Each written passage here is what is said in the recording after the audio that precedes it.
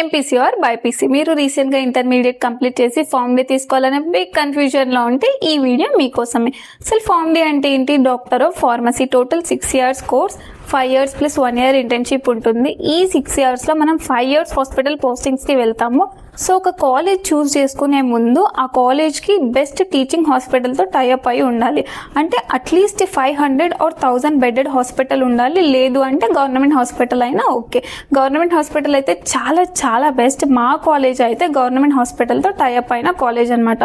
So మేము రోజుకి ఒక 2000 to 3000 కేసెస్ అయితే చూడొచ్చు. అక్కడ నెంబర్ ఆఫ్ కేసెస్ వస్తాయి కాబట్టి ప్రాక్టీస్ కూడా మనకు మంచిగా ఉంటుంది అనమాట. బాగా నేర్చుకోవచ్చు. అంటే కేసెస్ చూడడం ఒక్కటే కాదు, ఇంజెక్షన్స్ వేయడం నేర్చుకోవచ్చు, బ్లడ్ శాంపుల్ తీయడం నేర్చుకోవచ్చు. అలా చాలానే నేర్చుకోవచ్చు గవర్నమెంట్ హాస్పిటల్ అయితే. అండ్ నేను ఫార్మ్ డి సిలబస్ గురించి ఇన్ డీటెయిల్గా నెక్స్ట్ వీడియోస్లో మీకు అప్డేట్ చేస్తాను. Subscribe Poojitha prefers. Thank you.